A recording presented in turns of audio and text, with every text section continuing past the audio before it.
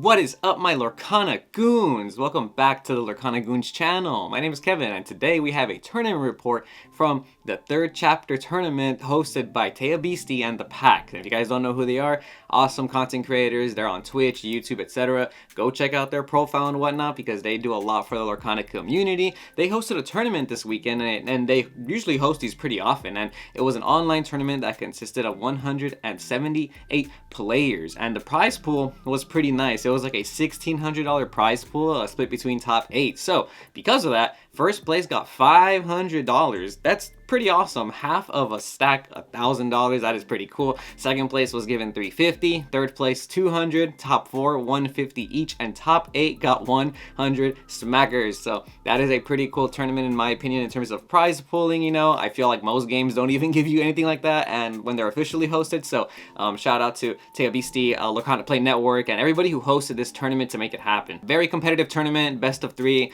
etc. It was hosted online. If you guys want more information, be sure to check out her social links. They're going to be in the description below, as well as all of these deck lists that we're about to go over, and even the links of some of these players, because a lot of them are content creators too. So if you guys want to learn a little bit more about how to be better at Lorcana like a pro, like some of these names we're about to go over, well, a lot of them make content, so you'll be able to check out their Twitch streams, because a lot of them were streaming live during this tournament, which was another really great thing to see. I've entered this tournament before when they hosted it in the past. I believe there's another one happening on March 16th, so be sure to follow them on social media so you can find out when those are happening, and follow us on social media. Leave a like, comment, and subscription if you are a Lorcana goon and you like this content. I believe it was about 7 or 8 rounds of Swiss, if I'm not mistaken, with a top 16 cut playoff that happened the following day. So we do have a first through 4th place, then a top 8 and a top 16 that we're going to go over. And real quick, I did enter this tournament as well. I've entered the last one, like I said, and I only played 2 rounds because I had to go to work, but I still lost the first 2 rounds anyways. I didn't even finish my second match, really. I lost 1 game, and I was like, okay, I gotta go to work now, you know, but I did just want to support. It was only a $15 entry for this amazing prize pool, you know. So if you guys ever have like a weekend free, you know, be sure to sign up for these tournaments. I think it's pretty awesome,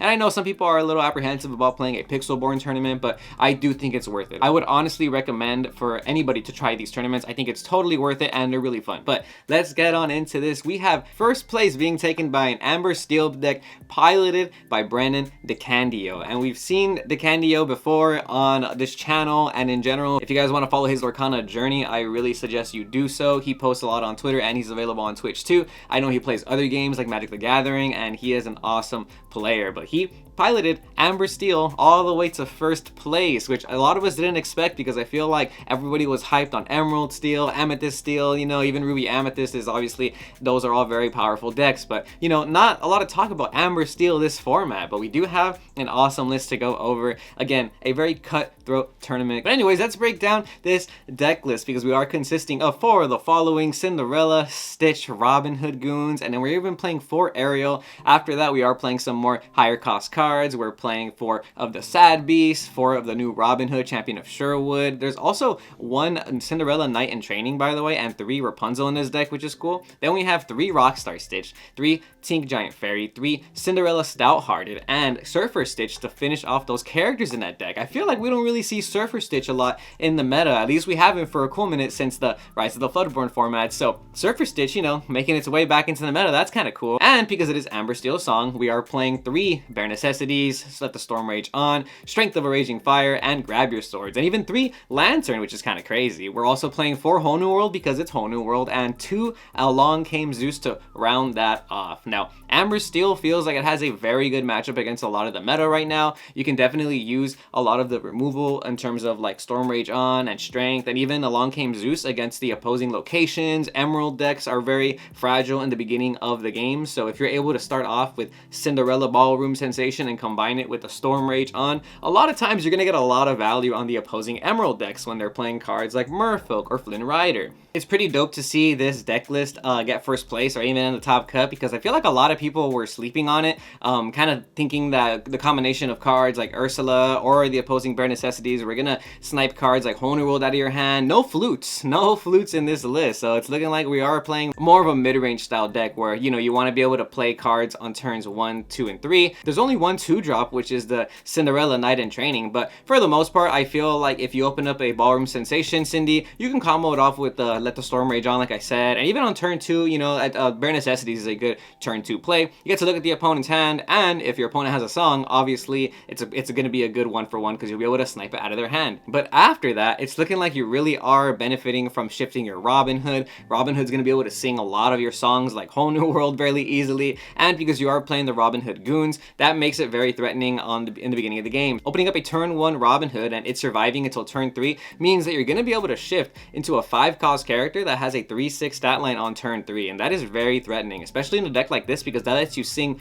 every song in your deck. I'm a little surprised to see the Cinderella Stouthearted, you know what I mean? I feel like it kind of fell off last format. A lot of people were not really playing that card towards the end of the format, but it's looking like it's seeing some relevant play now. I think in general, this card's going to be good to challenge opposing locations. Obviously, combining it with songs means you're going to be able to challenge the opposing readied characters, and sometimes the opposing player is just going to want to leave their Ursula, Deceiver of All, not exerted so that they can keep using the ability or other cards like that. There's 18 songs in this deck, so cards like Cinderella Stouthearted are definitely gonna more than likely see value for you, and Ariel feels like it's almost not gonna miss now because you have so many targets. And at one point I almost feel like people just stopped caring about Ariel, almost like it's not a good card, but man, especially now that you have more targets in your deck like Bare Necessities and Along Came Zeus, I feel like Ariel is just really good. And on top of that, a lot of Emerald players are playing Bucky again, or even just combinations of Bucky Floodborne characters or Bucky Prince John.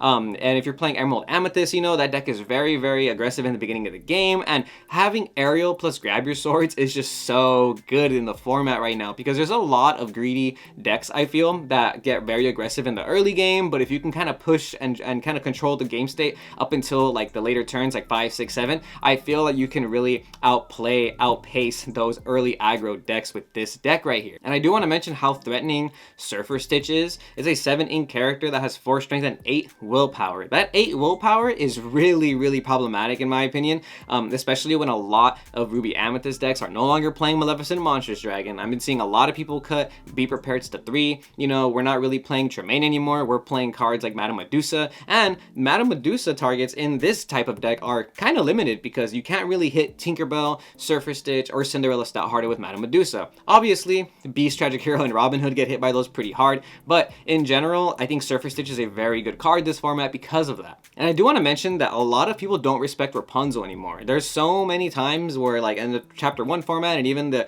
Rise of the Floodborn, you really needed to ensure that you did not let your opponent have a free Rapunzel target, and it almost feels like the Emerald decks do not care about that. They'll just keep questing and questing with their characters, even some of these Emerald Amethyst bounce decks, and sometimes they even just want to do some random damage to your Beast, and one of the best plays is to heal your Rapunzel right after that and get some draw power. I love seeing Lantern in this deck. I feel like Lantern's a great card in almost any format. Obviously, that's an amazing turn 2 play. Play a 1-drop on turn 1, opening up Lantern turn 2. It's just insane because you can start playing your cards like Tragic Beast early. You can play your Giant Tinkerbell early, and everybody's favorite combo is going to be Stitch New Dog, Lantern turn 2, and then turn 3, you're going to try and shift that Stitch New Dog into Rockstar Stitch. And you have more than enough targets in this deck because you're playing 12 1-drops. And all your 1-drops are shiftable, which is really cool. So that's kind of nice to see. You start playing your 1-drops, and for whatever reason, if any of them survive, depending on what you draw, you can easily shift into your Cindy next turn or your Robin Hood next turn. And if your opponent didn't pick correctly which 1-drop they're supposed to banish,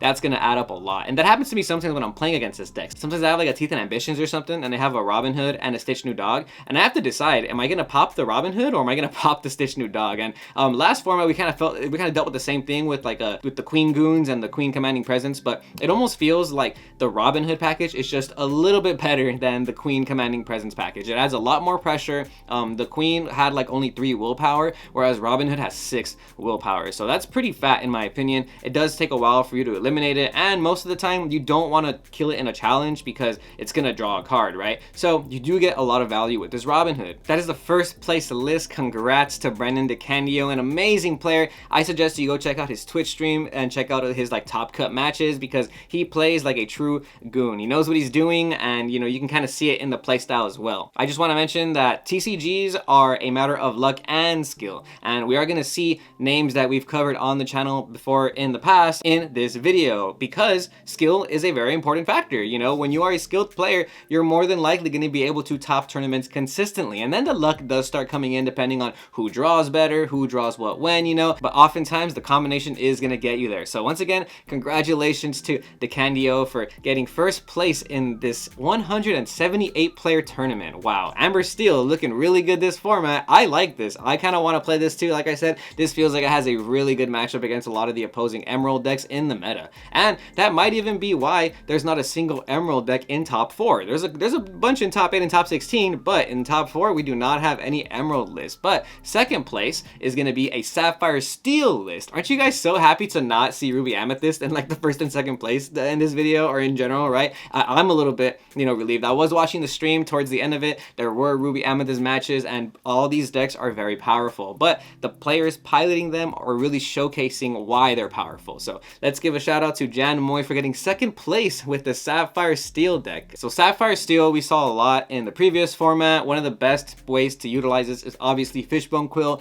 getting rid of your entire hand so you have a gang of ink, and then you just whole new world for a new hand, and you repeat that process. But sometimes it's not that simple, you know what I mean? But let's go ahead and check out this deck list, because we are playing 4 of the following: Hook, Smee, Flavorsham, Cogsworth, Sad Beast, Gaston. We have Giant Tinkerbell, Develop Your Brain, and Whole New World, Popsicle, and Fishbone Quill. All those at 4, including 4 copies of McDuck Manor, which is a 4-drop location that has a move cost of 1 and a 9 willpower that will generate you 2 lore at the start of your turn every single turn, right? So that's kind of nice to see. We're also playing the 3 Mickey Mouse Detective to ramp a little bit faster, you know, get some extra ramp in there. We have 1 copy of Nothing to Hide, and then we're playing 3 Grab Your Swords and 3, and then along came Zeus with 2 Rise of the Titan. Wow, we even have some removal for the opposing locations, you know. I was talking to some friends about locations and kind of about how at first when we read locations, we didn't really know what they were going to do in the meta, and they felt almost underwhelming, you know what I mean, as you read them. But as I've been seeing them play out, locations add a lot of pressure. I was watching this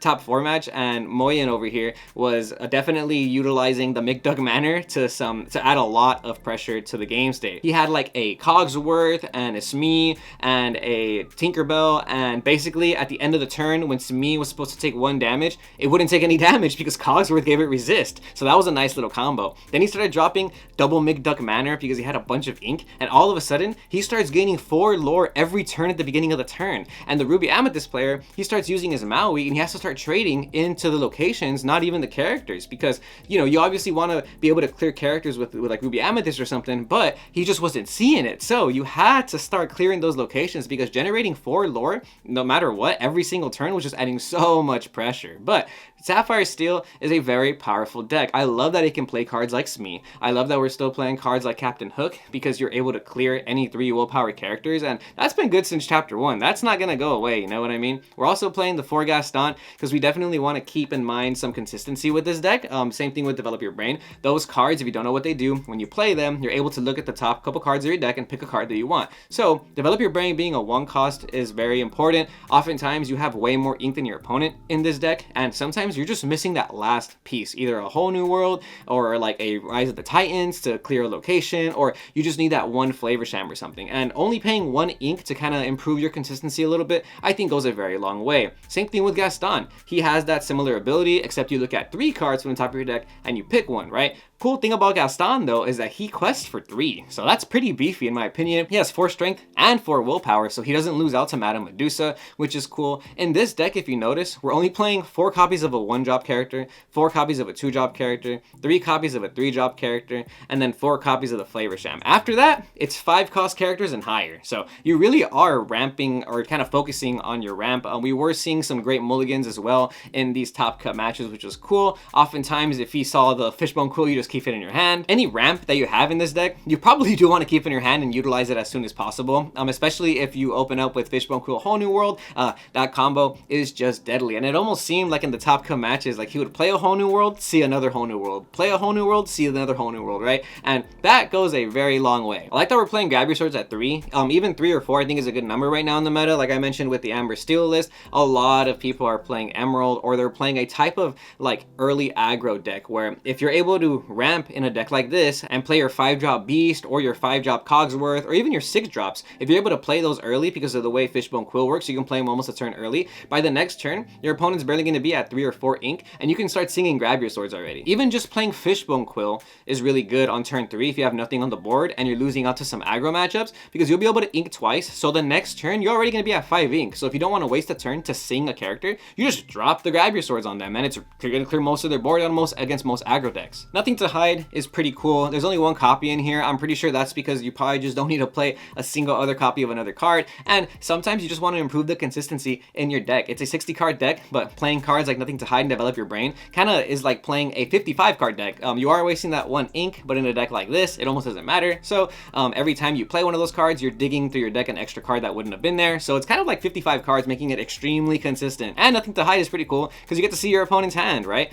Seeing the opponent's hand is really strong. Bare Necessities, Nothing to Hide, Ursula Deceiver. All of these cards give you information that you normally wouldn't have against the opponent. And if you have that information, you're able to make awesome reads. You're able to kind of decide if your opponent is going to be able to play next turn or the following turns. Sometimes you just want to also make sure they don't have cards to damage your beast before you commit to the beast and stuff like that. So Nothing to Hide, I really like to see. Cogsworth is really good against the opposing steel matchups, especially Emerald Steel. And like you're going to see in these lists coming up, there's not many players using the whole Sheriff, Nottingham, and Relentless Beast OTK. I don't think any of the Emerald lists actually play the Sheriff of Nottingham or the Nottingham location, mainly because they probably thought, thinking in advance, people were going to be playing Cogsworth or just outs to that, in my opinion. I even made a tweet this week saying don't sleep on Sapphire. Sapphire was a very good color this format. I honestly thought maybe we'd see a little bit newer stuff in this list, but it's still looking very similar to the last format list, except with that addition to these locations, man.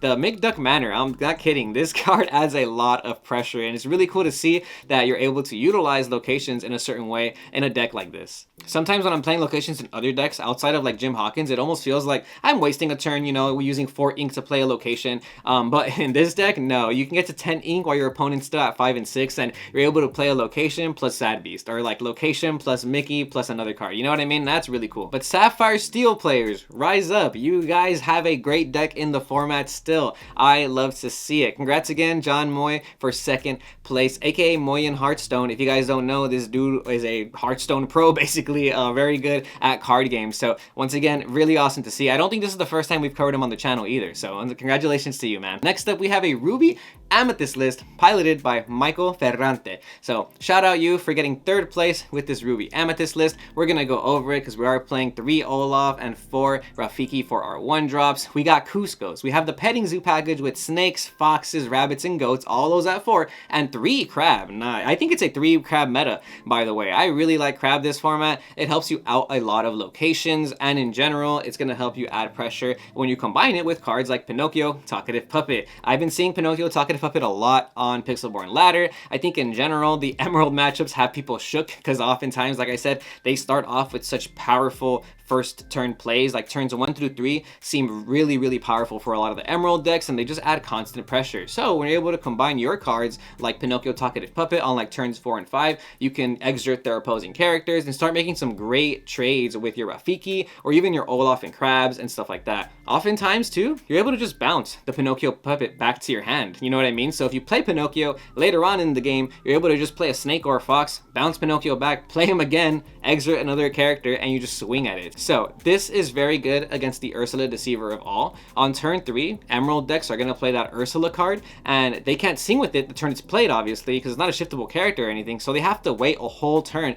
before they can use it. So on your turn 4, or even if it's barely your turn 3, you can easily play that Pinocchio and do some cool trades with the Rafiki. And I'm pretty sure that's why you play Rafiki in this deck, because you are trying to do those combos, because Rafiki is going to be a card that gains Challenger +3 when it attacks. It's basically like a Captain Hook for your Amethyst lists. And if we're over here seeing Captain Hook still in the meta with all these steel lists, I'm pretty sure Rafiki's a good card this format. I like it a lot too. I took it out of my deck because I am playing Teeth and Ambitions instead, but this is a cool combo. Playing Rafiki on turn 1, and then later on when your opponent plays cards like Ursula, Deceiver of all, you just go Pinocchio and bam, smack into it. Another cool interaction is this Pinocchio helps you out the opposing Sad Beast. Dude, when people play Morph into Sad Beast turn 3, it's so oppressive, and it's so hard to have outs to that because I heavily rely on cards like Teeth Teeth and Ambitions to clear that. It's such an early 5-drop and threatening card in the beginning of the game, but Pinocchio Talkative Puppet will really help that a lot. We're still seeing Minnie Mouse Surfer in the meta. There's 3 copies here. We also have 3 copies of Maleficent Monstrous Dragon. I've been seeing a bunch of Ruby Amethyst lists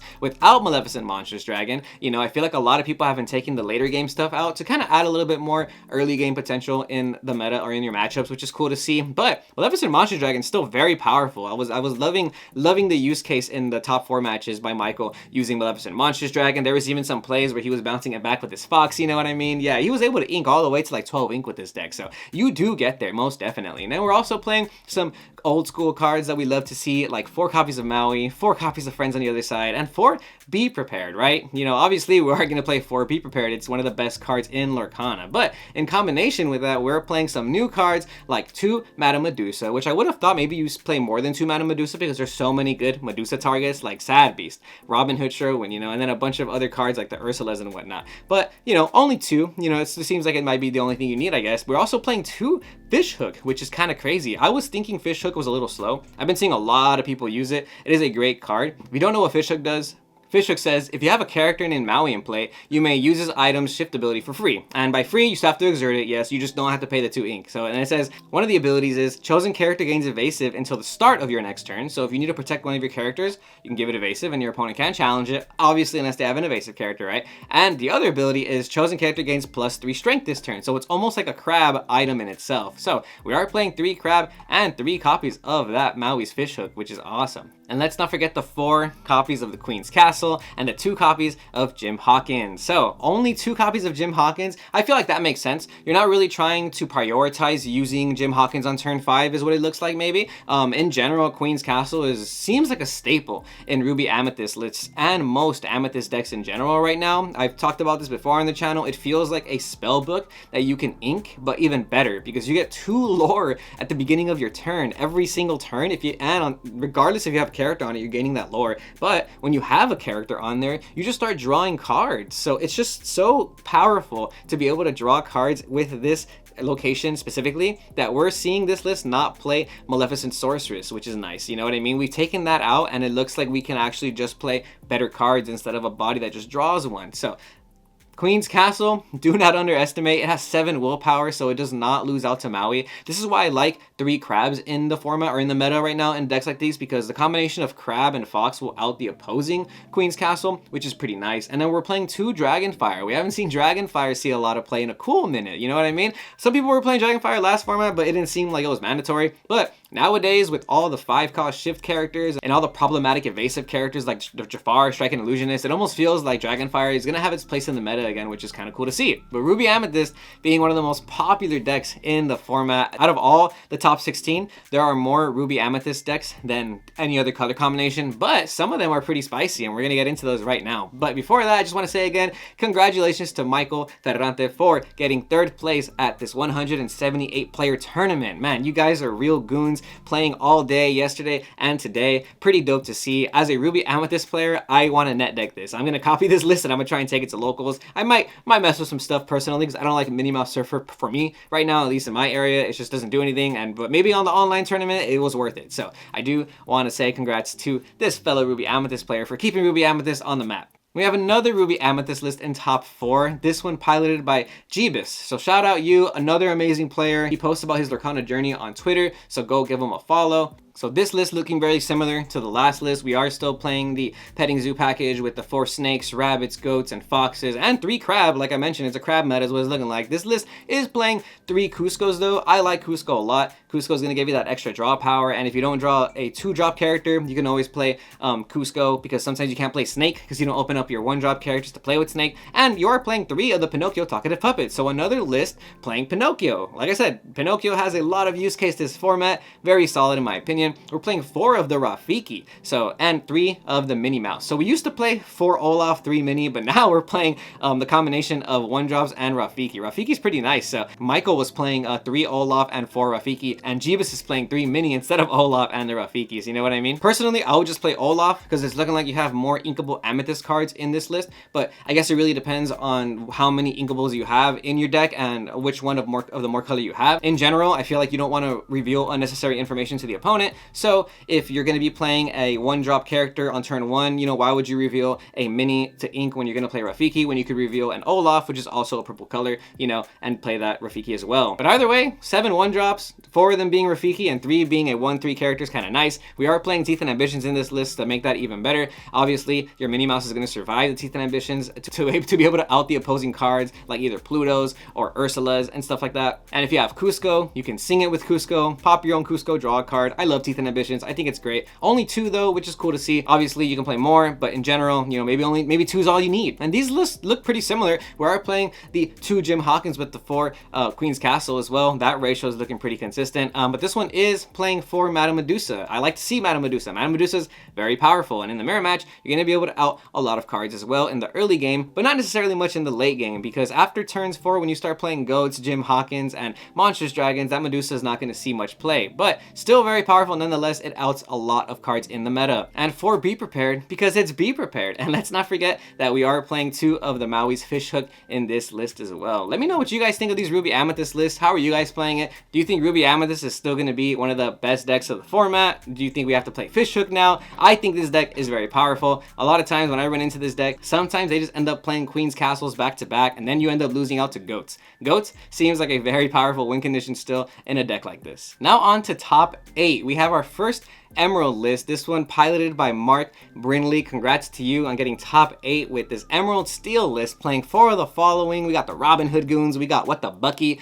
we have Morph, we have Ursula Deceiver of All, which is the 3-drop character if you didn't know. Then we're playing Jafari Dreadnought, Sad Beast, Robin Hood Sherwood, Hercules Divine Hero, we got Giant Tinkerbell, and then we're playing a combination of some pretty cool songs like Sudden Chill, we have Let the Storm Rage On, and Strength of a Raging Fire at 4. Then we're playing 2 Prince John to kind of capitalize a little bit off of that discard potential, and 2 Cinderella Stouthearted. And last but not least, to round off the deck, we are playing 4 copies of Last Cannon. Last Cannon is a 1-cost inkable item that says pay 1 ink, banish this item, chosen character gains challenger +3 this turn. So you can pay 2 ink and do it all in 1 turn, or you can start off your turn 1 by playing the Last Cannon, and then later on in the game, you just send it to the discard pile, and one of your characters gets challenger +3, which is kind of cool because you're able to clear a couple characters. I did not expect this. This is a very interesting card. I feel like I've never seen this card played on me in the Pixelborn meta or just in IRL meta, not even like starter decks or anything. So when I saw this, I was tripping out because I had no idea this card was even good, honestly. I'm thinking about how it would probably be used, and you probably use it to get some decent value off of your Ursula Deceiver, which only has 1 strength, you know what I mean? But in general, it probably helps you out a lot of extra stuff or locations. Yeah, locations. So you can use this to out some crazy locations. Same thing with Hercules Divine Hero. This card also is probably gonna let you out locations, and having resist +2, it's gonna make it really hard to leave the board. I've played against Emerald Steel plenty of times online, and it definitely feels like when they opened up the perfect curve of like Robin Hood, Bucky, and then they shift the Robin Hood into the Robin Hood Sherwood and triggers the Bucky. Oh my gosh, it just starts feeling really crazy. Another crazy combo is obviously them using Ursula Deceiver of All to sing Sudden Chill, because all of a sudden you are discarding 2 cards instead of 1, and yes, that pun was intended. The 4 copies of Ursula Deceiver, the 2-drop, are kind of mandatory in a deck like this. It's going to let you look at your opponent's hand, which gives you information, and you're going to be able to use that to snipe cards like Be Prepared. You know, that is really frustrating a lot of times when I'm playing my Ruby Sapphire or Ruby Amethyst deck, and I feel like, ooh, I'm about to Be Prepared you in a couple turns, and they start playing these cards. It feels really bad. It almost makes me feel like I don't want to play Be Prepared, but you kind of have to. Either way, that Ursula Deceiver does a lot of work, especially when you're playing against decks that play Whole New World, but against a lot of the Amber Steel and Sapphire Steel, they have so many songs that you really have to pick correctly which ones you're going to discard. I really like Let the Storm Rage On. It's a very powerful card, and you can sing it with a lot of your characters, especially if you're already playing like Morph on turn 2. Turn 3, you're going to be able to shift into something like Sad Beast or Robin Hood or Hercules or, you know, cards like that that are going to let you sing Let the Storm Rage On for free. And if you're combining it with Ursula Deceiver of All, you're going to be able to sing the card twice. You're going to be able to deal 2 damage 2 different times, and you're going to be able to draw 2 cards, which is really strong. Emerald Steel has been seeing a lot of hype in the meta, but as you can see here, we're not playing the Beast Relentless, we're not playing Sheriff of Nottingham, we're not playing Bayou, none of that OTK nonsense. I just feel like that combination of cards is way too slow in the meta, and you really want to focus on playing your early game cards immediately so that you can start adding pressure to the opposing board while they're trying to add pressure. And if you're using cards like Bucky, Prince John to, add that discard pressure, your opponent's going to start playing all the cards in their hand because they don't want them to be discarded. And then you can start comboing off cards like Strength of a Raging Fire, Storm Rage on to start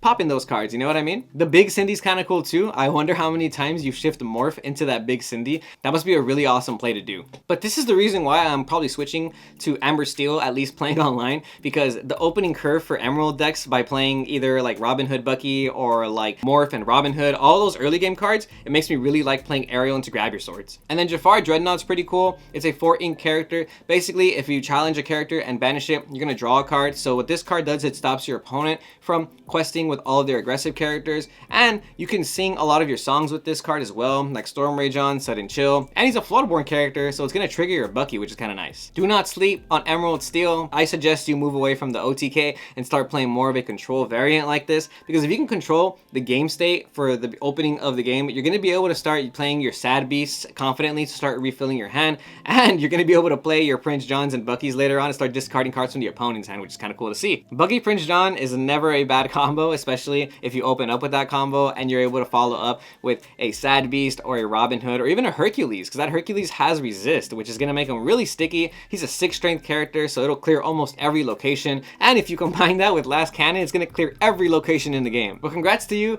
Mark Brindley, for this top 8 Emerald Steel deck list. Awesome to see. Next up, we have another Emerald Steel by Emotional. If you guys don't know Emotional, check out his Twitter, check out his YouTube channel. He does a lot of content. Pretty cool dude. I believe he was like a pro Marvel Snap player and some other games too. So this dude plays a lot of card games. So, very, very deserved, very cool to see. We are seeing a similar combination of cards like the Bucky, Robin Hood Goons, the Morph, the Ursulas. This list is playing Kit Cloudkicker. The last list was not, which is kind of cool to see. I love Kit Cloudkicker. This guy is going to be able to bounce a lot of the opposing cards in the opening game. If your opponent is playing stuff like Cinderella Ballroom Sensation, Plutos, or even some of these early Ruby Amethyst cards like Rafiki's, you're going to be able to use Kit to bounce them back to their hand, kind of slowing their game down a little bit, which is cool. This list is playing 2 of the Beast Relentless. You see, we can play Beast Relentless without needing to play all those fancy schmancy OTK cards. You could just combo this off with your damage cards like Grab Your Swords, let the Storm Rage on, and stuff like that. We are seeing 3 copies of Along Came Zeus in this list, which deals 5 damage to either a character or a location. I think Along Came Zeus is really good. It's going to be able to clear an opposing Sad Beast and an opposing Tinkerbell in any other opposing Steel matchup, which is cool.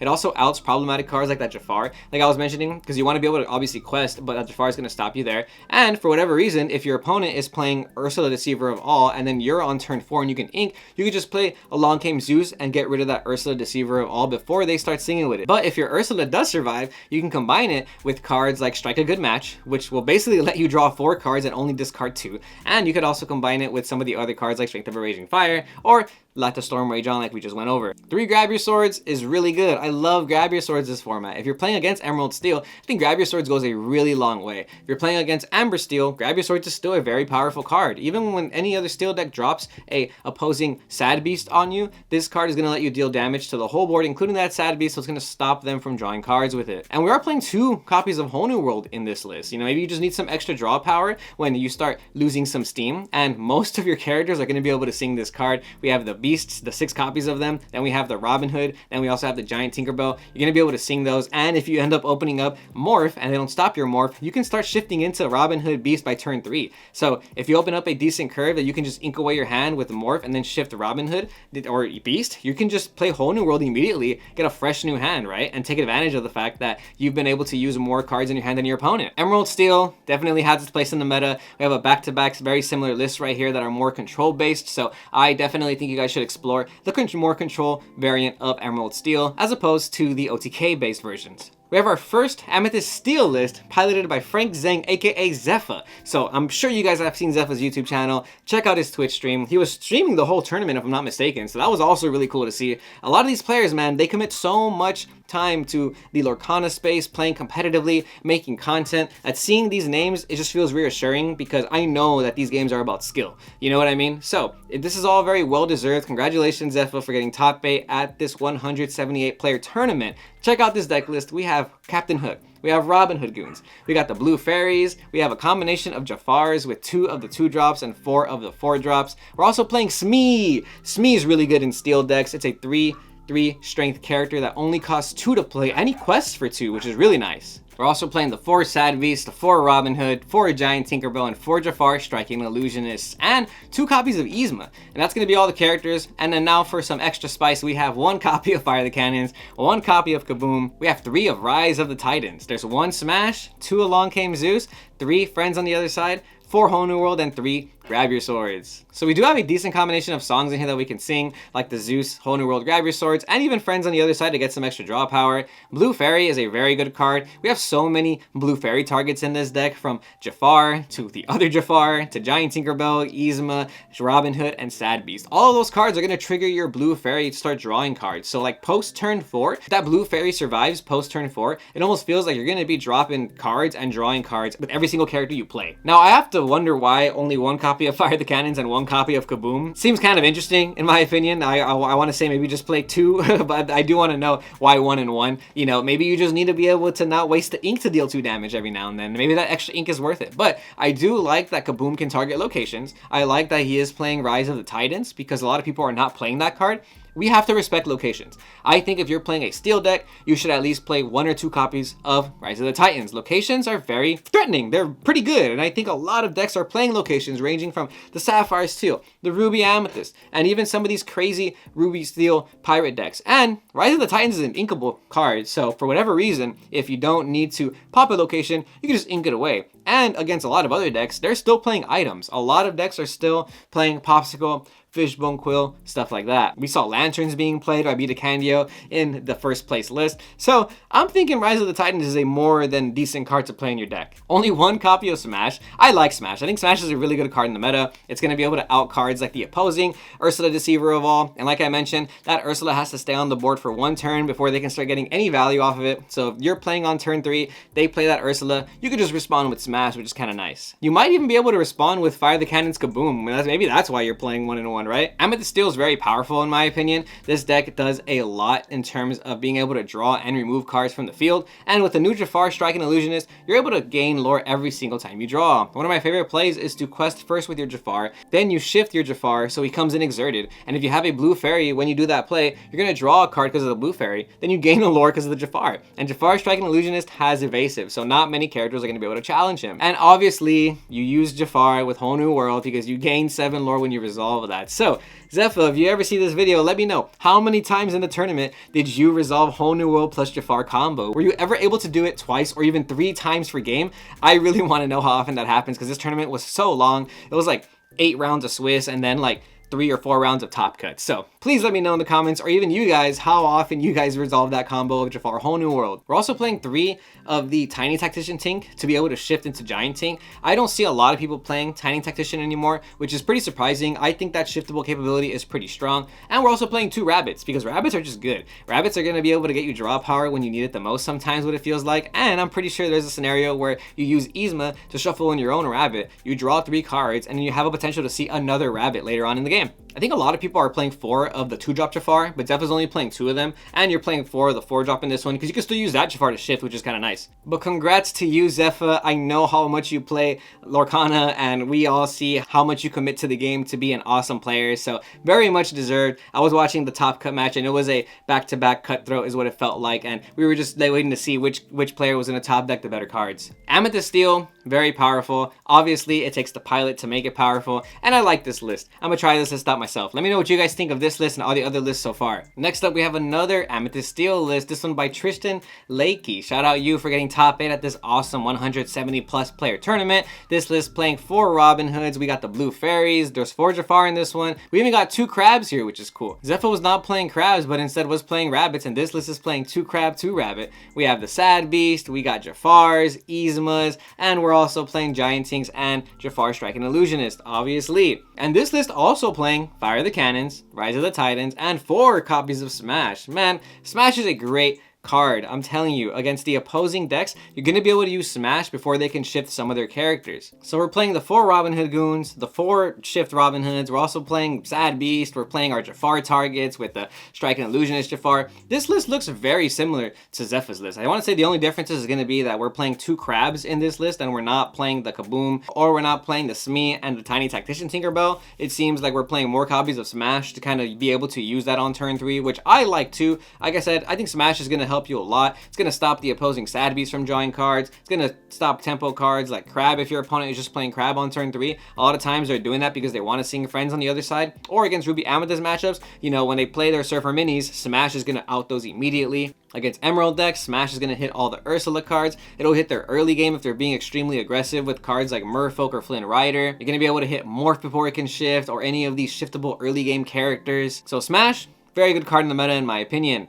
Also got 2 Yzma here as some extra removal. Sometimes in decks like this, it doesn't matter if your opponent draws 2 cards if you use it on their character, because you're able to just keep the pressure going so much. And if you have Jafar and you're just trying to keep your Jafar alive because you want to keep using whole new worlds, then Yzma is going to be able to keep control of the board. Also, like I said, shuffling your own rabbit with Yzma is kind of nice too. Draw 3 cards is never bad in my opinion. Amethyst Steel, solidifying its place in the meta. Really cool to see. Shout out you, Tristan, for getting this top 8 with this new deck. There are so many color combinations in this top 16. It is so refreshing to see. Next up, we have another Emerald Steel list in top 16 now, though. This is by Aaron Rubin, aka Lorcana, bro. Shout out you. Had a conversation with this dude after he got 2nd place at the PPG, and I forgot what state, but that was a crazy tournament. He played Bobby Break in the finals, an excellent player of Ruby Amethyst, and I was surprised to see him play Emerald Steel this time around, honestly. I thought you were going to be playing Ruby Amethyst, my guy, but congrats to you. Big shout out. Awesome player. Go check out his Twitter. He just made a Twitter, and I believe you are going to start making content, right? So you should make content in my opinion, because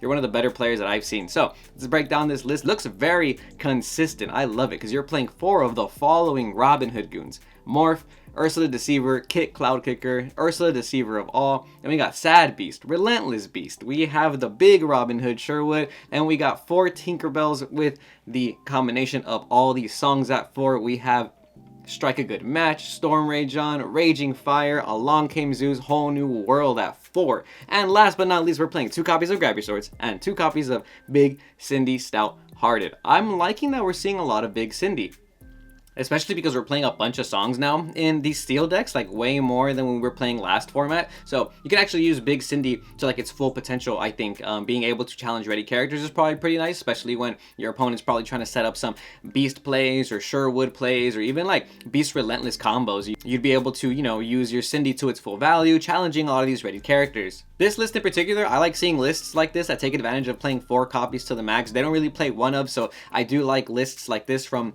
my TCG perspective. I just like the idea of consistency, pretty much maxing out on what you want to see turns 1 throughout your whole day, because it's like a 12 round to 15 round tournament experience, and I feel like you want to be able to have a consistent strategy throughout the whole tournament, right? So in order to do that, we have a lot of players who make deck lists like this, where you are maxing out on 4 of the cards you need, and then playing like 2 of the cards that you might not be using as frequently to kind of get to your strategy, right? Like I was saying, Emerald Steel, not really relying on that OTK combo anymore. You can use Relentless Beast in combination with your songs, or just in general probably dealing damage with stuff like your Giant Tinkerbell. So I do feel like Relentless Beast is still a very good card in the format, but you don't really need the Sheriff and the Bayou combo to make him useful in your deck, right? So that's always nice to see. Shout out again Aaron Rubin, aka Lorcana Bro. Go check out his platform. Amazing Lorcana player. Now we have some extra spice. This is a pretty cool list right here. It's a Sapphire Amethyst deck. This is by Jetshot. It was a top 16 list, and this list is just baffling to me because, one, when I first saw it, I didn't even know like the win con was, what the strategy was, but after kind of looking it over, I start to realize that this deck probably generates a lot of lore really quickly. So you are not playing any flavor shams. We're not playing any popsicles or anything like that. This Sapphire Amethyst list is not necessarily an item deck, but more so a deck that looks like you're probably trying to have an awesome beginning of your game with a solid curve going either from Rafiki or Chernobog followers, and then probably adding some extra pressure with those Grandma Talas, and then by turn 3 you're able to play stuff like Mickey's to ramp, and then we all know that Bell gives you extra ramp as well. But when you get to that 10 ink, Bell is a problem card, and on top of that you're combining it with cards like the new Grandma Tala shift character, which also lets you gain lore whenever you ink. So I am imagine that this deck probably puts a lot of early game pressure, and then as the game goes on, you're probably using Yzma for your removal, Elsa to slow the opponent down, and then you're combining it with cards like the Queen's Castle, which are going to generate you 2 lore like a spellbook. From the petting zoo package of snakes and foxes and rabbits, even 4 crabs is pretty nice to see, you know what I mean? I am honestly surprised that we're not playing goats in this list though, because the way this deck looks, I feel like you want to be able to secure the bag pretty quickly, you know, by questing and whatnot. But since you are getting to that 7-8 ink mark, maybe you don't necessarily rely on goats. Maybe your win condition ends up becoming actually playing Grandma Tala and Elsa later on, because Elsa does quest for 3. And then we have 1 Scepter of Arendelle, which is interesting to me, and 2 of the Heart of Tefiti, which is another card that's going to help you ramp. I like Heart of Tefiti. I feel like Fishbone Quill is really good in a lot of decks, but in a deck like this, where maybe you're more so relying on the cards in your hand, you want to use a card like Heart of Tefiti, which is also going to let you ramp some ink, but you do have to pay that extra 2 ink to get there. But you're inking from the top of your deck, kind of like a 1 Jump Ahead or Mama Odie, for example, which lets you kind of keep hand advantage while also ramping into your cards like Elsa and Grandma Tala and Yzma. There's probably a lot of tempo control that you end up utilizing in this deck, because like I've said before, if you have control of the board, it almost doesn't matter if you give your opponent 2 cards off of the Yzma, because for the most part, you're going to be able to quest for game faster than they can if they can't keep any characters on board. It almost feels like it doesn't matter how many cards you have in your hand if you have no characters on the board, because your opponent's keeping control of all the questing and you can't even get a character on the board, you know what I mean? A very interesting deck indeed. I did not expect to see Sapphire Amethyst in this top 16, let alone a deck that looks like this, because this looks very creative, very innovative. I want to try it myself. I want to see how it plays out. I really want to know what the win condition is and how you get there, you know what I mean? Bell Strange but Special, I think, is a card that is always going to see play. It seems like it's a win con in a lot of Sapphire decks, because obviously when you have that 10 ink, this card starts questing for 5 lore, which can probably end the game really quick if your opponent's already used all of their removal, like your Mickeys or your Rabbits or stuff like that. In general, there's not a lot of cards that your opponent's probably going to want to remove anyways. This deck looks like it makes a lot of cards, like this deck looks like it makes a lot of the opposing cards kind of lackluster, and we're only playing 1 song. We're only playing the friends on the other side as our song, so if the opponent is playing Ursula Deceiver, more than likely they're not going to have a target to hit, and if you see an Emerald matchup, you can probably just ink away your song before they play that Ursula, you know what I mean? And in terms of bare necessities targets, you know, you do play the items and the locations, but if you can drop those before, you know, they play their bare necessities, then you're probably good, right? Because you're not going to have them in your hand anymore, and they're all inkable. So for whatever reason, if you feel like your opponent is playing bare necessities, you can just ink those cards away and focus more on this character kind of ramp style. Tempo, tempo, tempo. I say it all the time. I think tempo is really important in Lorcana, and this deck looks like you can play a 1-drop character on turn 1. You can play a 2-drop character on turn 2. Turn 3, you have crabs and Mickeys. Turn 4, you have bells or rabbits. And then, you know, we're missing a little bit on turn 5, which is okay, because you can play the Heart of Tefiti, and then you can use that ability on turn 5 to gain some extra ink. And by that point, next turn, you're already at 7 ink potentially. So you can start playing your grandmas. You can start playing your Yzmas if you want to. You can even start playing combinations of your castles and moving your characters to the castle so you can draw some extra cards. I love this concept. This looks really cool. I like the draw power too, because we are playing the 4 rabbits, the 4 friends on the other side, and the 3 castle. I honestly want to say maybe even add the Duck Manor card in this deck, you know what I mean? Because we saw it in the other Sapphire list. But nonetheless, shout out to you, Jetshot, for getting this top 16 with a very interesting deck. I really feel like this deck might even shape the meta. I'm going to try this out on Pixelborn tonight and see how it goes. Let me know what you guys think of this deck below. Next up in top 16, we have a Ruby Amethyst Aggro deck by Gaten Callens. This deck looking a little bit different, playing cards like 4 Chernobog, 3 Maleficent Biding Her Time. We also have 3 of the new Simba card. The Simba card is a rare. It is a 2-ink uninkable with a 1/1 stat line that quests for 3. Very similar to the Pinocchio Amethyst card we had last format. I almost want to ask, why the Simba instead of the Pinocchio? You know what I mean? They kind of do the same thing. I imagine in the future there probably will be some reasonable application for either one, but in general, they're pretty much the same card, right? And then we have the 4 goats and the 4 foxes, which is pretty typical, but we're not playing any snakes. We're not playing any snakes at all, which is surprising to me, because normally I feel like you want to go like Maleficent turn 1, quest with it, Snake turn 2, but hey, I guess not. I guess it's not necessary when you're playing cards like 4 Agrabah, 4 Queen's Castle, and 2 RLS Legacy, because locations are really good. All of these locations we have here are going to generate you 2 lore in the beginning of your turn, so that's a lot of pressure as well in combination with these aggro cards we see. And if you're using Jim Hawkins, obviously, you're going to be able to utilize it to its max potential. Jim Hawkins is so good because on turn 5,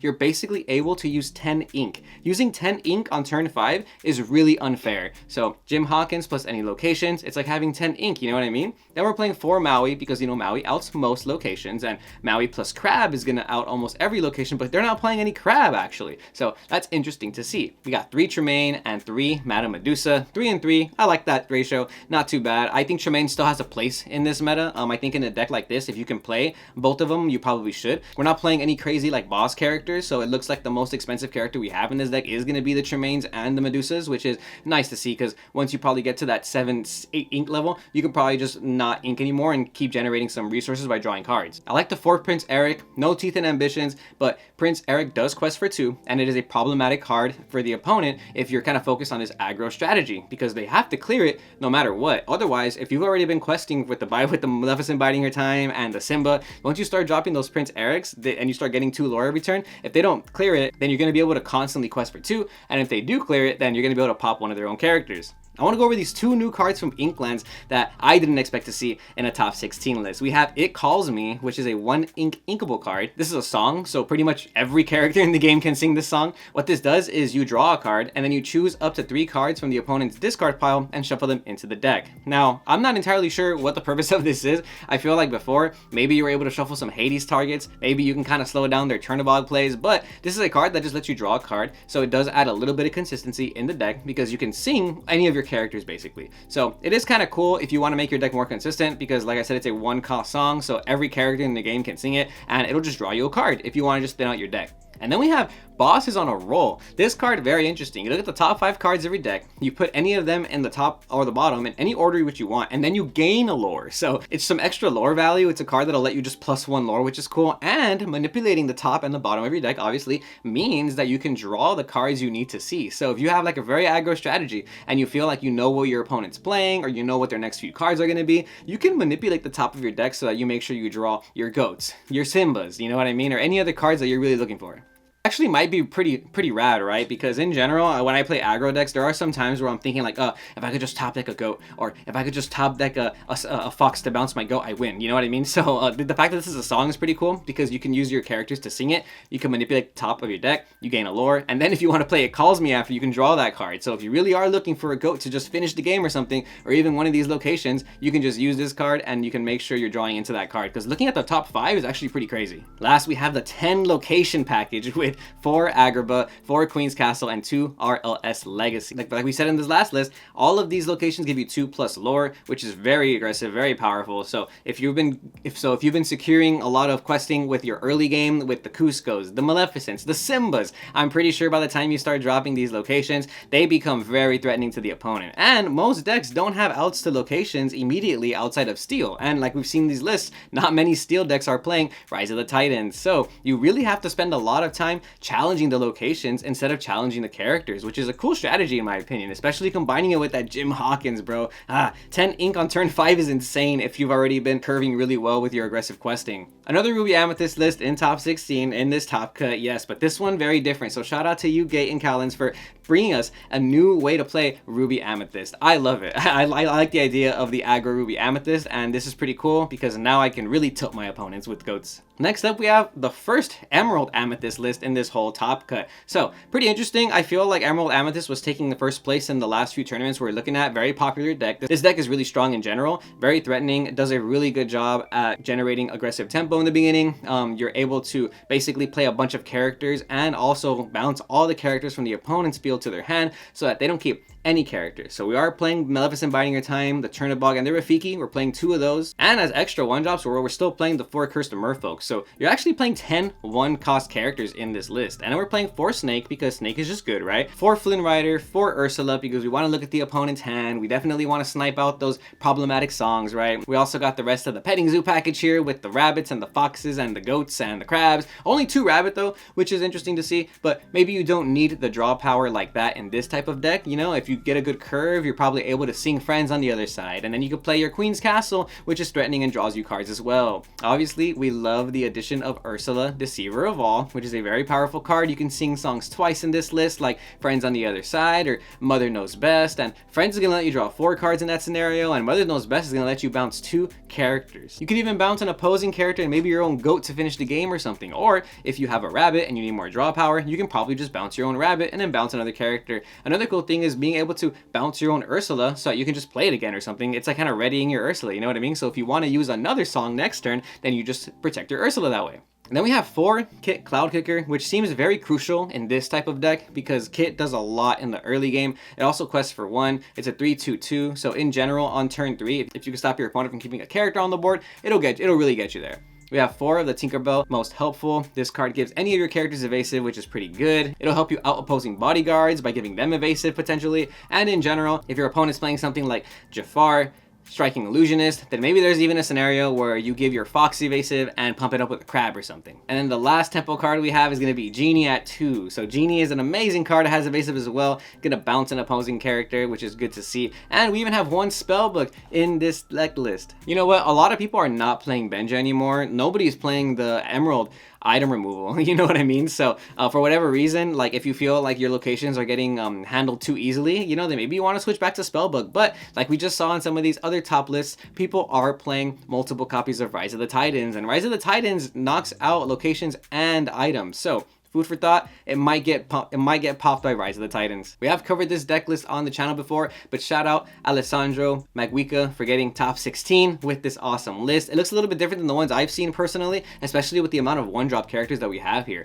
Very aggressive in the early game. Highest cost character is going to be Genie at 6, and even then before that, everything else is 4 cost or less. Next up, we have another Emerald Amethyst list, looking pretty similar to the one we just looked at. This one playing less 1-drops though. We are only playing 2 Chernobog followers, 3 Rafiki, and the 4 Cursed Merfolk. I love Cursed Merfolk. It is so much pressure in the early game. Nobody's really playing cards like Fire the Cannons or Baboom, for example. Maybe people might start playing them now that we've seen them in the top cut list, but not many steel decks play those cards. And in general, I feel like this card stays on the board way too long sometimes. And if your opponent just outs it, they stop to discard a card. So it'll automatically kind of gives you a 1-for-1, which is kind of nice, you know what I mean? This card alone makes me want to play the 2-drop Robin Hood in Steel just so that I can start pinging all these 1-drop characters. This deck is really aggressive, but I feel like this deck does lose out to Grab Your Swords, so I feel like Amber Steel had a very good matchup against a lot of the Emerald decks because in the early game, if you drop Ariel and you Grab Your Swords as board, it can be a little hurtful. We are playing for the 4 rabbits, the 4 foxes, the crabs, and all that. Only 2 snake, though, in this list, you know? So we are supplementing that by playing 1 Yzma, and we are still playing the 4 kits, the friends on the other side, and all these good draw cards. 3 Tinkerbell, most helpful, because giving your characters evasive is kind of nice. Tinkerbell also has evasive, so in general, it's a card that can quest for 2, and sometimes that'll just get you there. 4 Queen's Castle. I think Queen's Castle is a very good card, so I'm not surprised to see it at 4, but this list is actually playing 4 copies of Bibbidi Bobbidi Boo, which is kind of cool.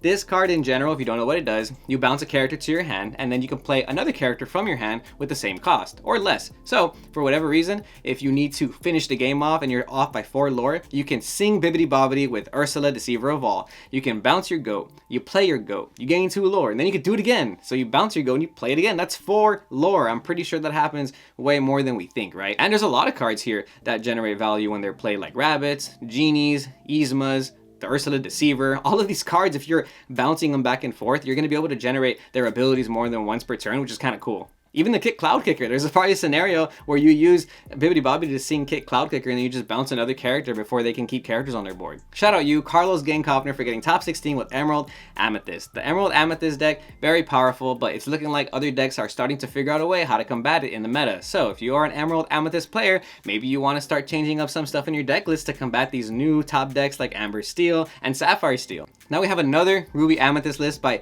Diego Saz. Shout out you. Top 16 in this tournament, playing a very similar deck list. We have the Maui's Fishhook, we have the Pinocchio Talkative Puppets. This list is also playing the 4 Queen's Castle and the 2 RLS Legacy. Instead of Rafikis though, we are seeing 4 minis and 3 of the Chernobog Followers. Now Chernobog Followers is a card that I didn't think was very good when I first read it. I feel like it's a bit slow. You can quest with it and then get rid of it to draw a card, which is pretty nice, but sometimes you could also just keep questing with it over and over again. It's also a 1-drop character, so for whatever reason, if you don't open up your mini, you can play the Chernobog Followers and then combo it off with the snake to bounce it back. But we're not playing any Cuscos in this deck, so I feel like maybe you're playing that instead of the Cuscos to let you dig into your deck a little bit faster. This list playing Maleficent at 3. We're also seeing Friends on the other side, Rabbit for your draw power. We have the 4 goats, the 4 snakes, but no crabs in this list, so that's kind of interesting. But I feel like the Maui's Fishhook does kind of supplement the crabs to an extent, so you probably are going to use Maui's Fishhook as your turn 3 instead of necessarily playing a crab or something. And it doesn't do the exact same thing, but it's going to be able to stay on the board the whole time, as opposed to a crab, which is only going to be a body that might actually leave within a few turns.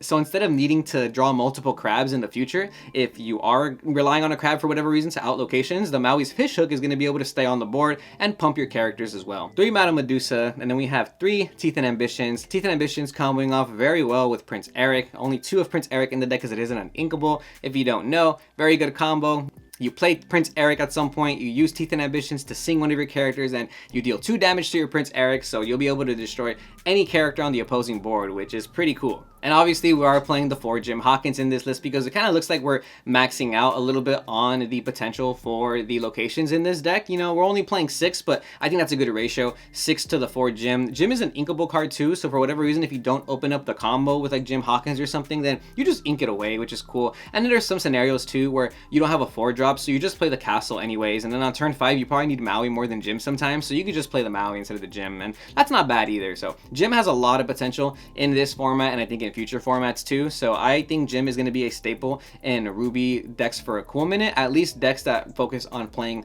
locations or generating extra value from the locations. Next up, we have another Amethyst Steel list in top 16 by Craig Bird. Now this list looking kind of similar to the list that Zephyr was running, but we are playing 4 Rafikis and 4 hooks as your 1-drops. So 8 1-drops, and then we're playing Smee at 4, which is always cool to see. We're also playing the 4 Jafar, Maleficent, Crab, Rabbit, and Jafar Dreadnought. All of the whole... Actually, now that I'm looking at it, we're playing every single character at 4, which is super consistent. So this is a very consistent looking deck. I love to see it. I think Crab is really good in the meta. I don't know if I'd play 4, but 4 Crab meta, hey, that's kind of nice, right? So we're playing 4 of every character. We got Beast, Giant Tinkerbell, Jafar Striking Illusionist. Then we have the Little Jafars, the Smees. Now that I'm looking at the list, literally every card is played at 4. This is like the most consistent deck we've seen in top 16, you know what I mean? And although consistency I think is really important, it may not be the end all be all to win you the whole match, you know what I mean? But like I said, Smash, Friends on the other side, Along Came Zeus, and Whole New World to finish that deck off. All of these playing at 4. Very consistent, pretty cool. We know what this deck does. It doesn't rely on the Jafar combo, which is pretty cool. So you can definitely win games by not necessarily having to use Whole New World over and over again with Jafar. But oftentimes that can secure you the bag. So if you're playing this deck, let me know how often that happens to you. And last but not least, we have another Ruby Amethyst by Bella Below. This is going to be a top 16 list consisting of 4 minis, 4 Olafs, and then we're playing the crabs. Then we're playing the snakes, the foxes, and the rabbits at 4. We have 2 crab, 2 Maleficent sorcerers. We even have Surfer Mini at 4, which is cool. Not every single Ruby Amethyst list we've seen has been playing Minnie Mouse Surfer, which is interesting, but I think it's an okay card still in the format because obviously on turn 3 it adds pressure and you can sing songs with it like Friends on the Other Side. But I also feel like RLS Legacy kind of gives your characters evasive anyways, so you know, maybe you don't need Minnie Mouse Surfer, but in general, a very good card. We only have 2 goats in this list. I was actually asking Zach Stone if he thought goats were mandatory in Ruby Amethyst, and we're kind of talking about how it's kind of a win condition, but hey, 2 goats. You know, sometimes I feel like maybe you don't need all 4 goats, so I kind of know where you're going with this. We have the package of the Jim Hawkins with the 2 locations, so a total of 6 locations with the Queen's Castle and the 2 Legacy, and that Jim Hawkins combo, which is always nice to see. Only 3 Maui, which is interesting. I personally love 4 Maui, but we are playing cards like Cusco, so we do have to make some room in there.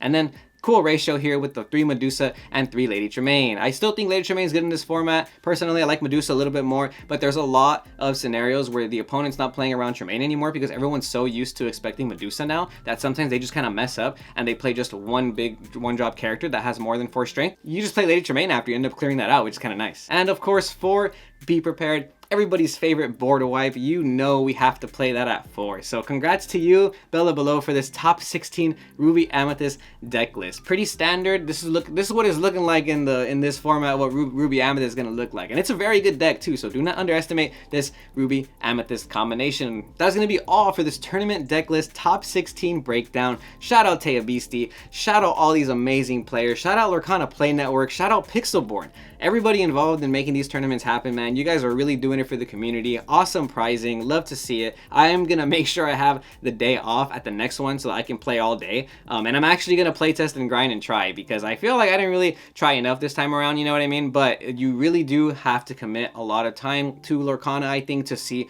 results. A lot of these players, like I mentioned before, have been doing a lot for the community in terms of making content, streaming. So I will be putting links in the description below to their socials if you want to follow their Lorcana journey. And I'm really looking forward to see what's going to happen with the meta now that we have almost an established kind of format. We're starting to see some cool color combinations come out of the woodwork, and in general, I feel like there's a lot more to explore into the Inklands. But until then, remember to stay tuned to Lorcana Goons, and we will see you goons next time.